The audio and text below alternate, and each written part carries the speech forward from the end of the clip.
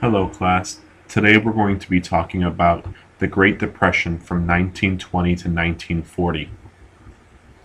We're going to start off in 1920 when President Warren G. Harding's election heralded a new age of political and economic conservatism. The Republican Congress, for example, passed the Ash-Cummins Transportation Act in 1920 to deregulate the railroads and return them to private control. Also under Harding, Congress passed the 1922 Fordney-McCumber Tariff, which raised the average protective tariff rate to a new high of nearly 40%. Furthermore, the conservative Supreme Court revised their previous Atkins v. Children's Hospital ruling, stripping women workers of all special labor protection. This reversal came just after the ratification of the 19th Amendment in 1920, which granted women the right to vote. As a result, the resurgence of political and economic conservatism, big business reigned supreme once again, and labor movements dwindled. Instances of government corruption, such as the Teapot Dome scandal, were relatively frequent during Harding's presidency, and in some cases, the money trail led all the way to the president himself. When Harding died unexpectedly in 1923, the even more conservative Calvin Coolidge became president and continued to push his predecessor's conservative policy. Coolidge was then elected to another term in the three-way election of 1924. Harding and Coolidge's stances on foreign policy were a reflection of Americans' isolationist attitudes, and both presidents worked hard to reduce the United States' influence abroad. Harding, for example, negotiated the Five-Power Naval Treaty in 1922 to reduce the number of American, British, and Japanese battleships in the Pacific. The same year, France, Britain, Japan, and the United States signed the Four-Power Treaty to guarantee the territorial status quo in the Pacific region and joined other European and Asian powers in signing the Nine-Power Treaty to uphold the open door policy in China. Furthermore, Coolidge's Secretary of State rather naively signed the 1928 Kellogg-Briand Pact, along with 6 other nations, to outlaw aggressive warfare. Coolidge's vice president also drew up the Dawes Plan, which arranged a new timetable for impoverished Germany to pay off its World War I reparations to Britain and France. The Roaring Twenties ushered in an exciting time of social change and economic prosperity, as the recession at the end of World War I was quickly replaced by an unprecedented period of financial growth. The stock market soared to unimaginable heights, buoyed by the so-called Second Industrial Revolution of the turn of the 20th century, which saw the development of new inventions and machines that changed American society drastically. For example, industry leader Henry Ford developed the assembly line, which enabled mass production of the automobile, the invention that changed the nation more than any other during the era. The car helped give rise to suburban America as thousands of middle-class Americans left the congested cities for nicer communities in the city outskirts. However, the social revolution of the 1920s was not without its darker side. Sudden changes in the social fabric spawned a reactionary backlash in the name of preserving American heritage, tradition, and culture. The Red Scare of 1919 to 1920, in which hundreds of socialists were persecuted, was just the first instance. The more sweeping Emergency Quota Act and Immigration Act of 1924 effectively slammed the door shut on all undesirable and unassimilable immigrants. Anti-communist and anti-immigration sentiments notoriously culminated in the infamous Sacco Vanzetti trial of 1921. In the trial, 2 Italian-born Americans, both atheists and anarchists, were convicted of murder and executed, even though there was no hard evidence they had committed the crime.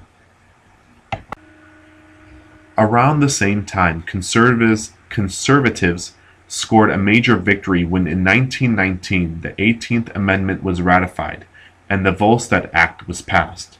These new laws began 14 years of prohibition, in which the consumption, sale, and manufacture of alcohol were made illegal under U.S. law. Not until 1933, when the 21st Amendment repealed prohibition, was alcohol once again legal.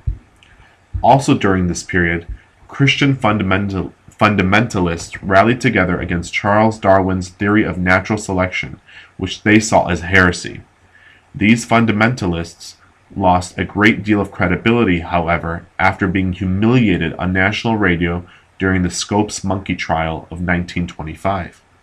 Furthermore, the revamped Ku Klux Klan reemerged as a powerful new conservative Protestant force while still continuing to intimidate and preach hatred against blacks, Jews, Catholics, and immigrants. Elected president in 1928, Herbert Hoover, a popular administrative hero of World War I, promised more prosperity and more boons for big business. Hoover tried to remain true to his word even after the stock market crashed on Black Tuesday in October 1929. He promised that the recession resulting from the crash of 1929 would be brief and that prosperity was just around the corner. Rather than offer a helping hand, however, Hoover and congressional Republicans passed the even higher Smoot-Hawley tariff in 1930, driving the average tariff rate up to almost 60%. The American economy quickly slipped into recession and then plummeted headlong into the greatest depression the nation had ever experienced. The Great Depression in the United States had a widespread ripple effect throughout the world, soon leading to economic stagnation and widespread unemployment in virtually every industrialized nation.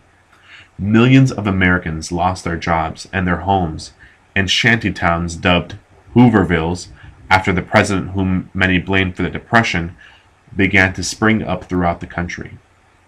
Despite the worsening economic plight, Hoover still refused to provide any direct federal assistance to relieve the suffering. He even authorized the Army to use force to remove 20,000 members of the Bonus Army, a group of World War I veterans and their families who marched on the U.S. Capitol demanding economic relief.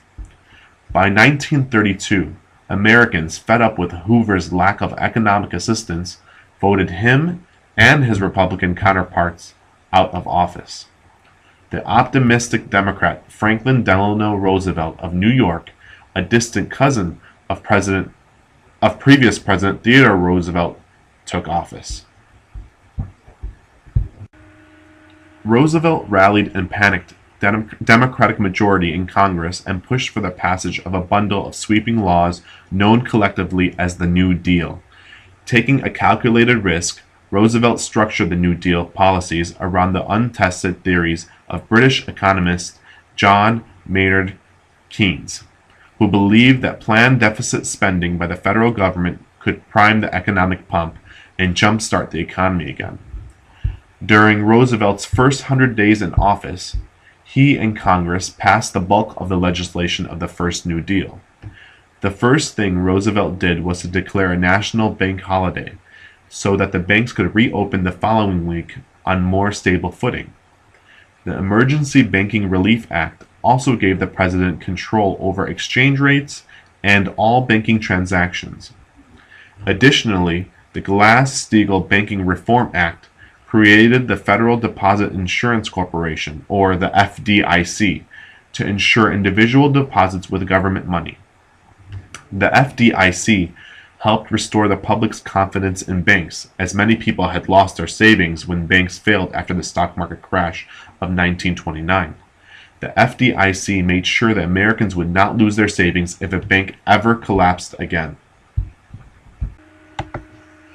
The New Deal also created the Agricultural Adjustment Administration, or AAA, to provide federal subsidies to farmers and created countless new jobs through the formation of the Civil Conservative Corps, or the CCC, the Civil Works Administration, CWA, the Public Works Administration, PWA, and the Tennessee Valley Authority, TVA.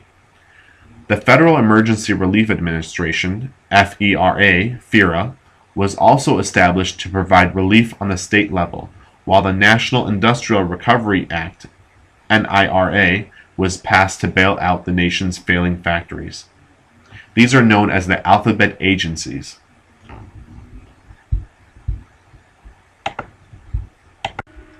Next came the Second New Deal. Criticism from both conservatives and liberals prompted Roosevelt to push a second wave of New Deal legislation through Congress from 1935 to 1936 in a collective package known as the Second New Deal. The legislation included the sweeping Social Security Act to provide government pensions to the elderly, the Indian Reorganization Act to allow Native American tribes to own land, and the Soil Conservation and Domestic Allotment Act to help farmers. Still, as the Great Depression entered its sixth year, Roosevelt faced an increasing amount of opposition to his New Deal. Aging conservative Supreme Court justices, for example, struck down the National Industrial Recovery Act in Schechter v. United States in 1935, and the First Agricultural Adjustment Administration in Butler v. United States in 1936. In 1937, Roosevelt asked Congress to allow him to add as many as 6 new Supreme Court justices, bringing the total number to 15, and to give him the power to force justices over the age of 70 to retire. This move was meant to effectively stack the deck in the Supreme Court to prevent the court from striking down any more New Deal legislation. The American people, Republicans, and even some conservative members of the president's own party saw right through this court-packing scheme and were rightly outraged by it. The Roosevelt recession of 1937 contributed to the president's plummeting popularity. Roosevelt bowed to pressure from conservatives and scaled back deficit spending in 1937, believing that the worst of the Depression was over and recovery was well underway. In reality, though, the Depression was far from over, and the economy was not ready to stand on its own. Without any federal support, the economy crashed again and put millions of people on the streets once more. With this new recession hit, Roosevelt pointed fingers at everyone but himself, even though it was likely that he had caused the recession with his own policies. Americans ended up voting many New Dealers from Congress out of office in the midterm elections of 1938. Freshman Republicans then passed the Hatch Act of 1939 to reform national elections and weaken the Democratic Party's power over poorer Americans who had relied heavily on the New Deal handouts. With few supporters left in Congress, the New Deal was essentially dead. It would not be until the United States entered World War II in December 1941 that industry would recover and the economy would truly turn around.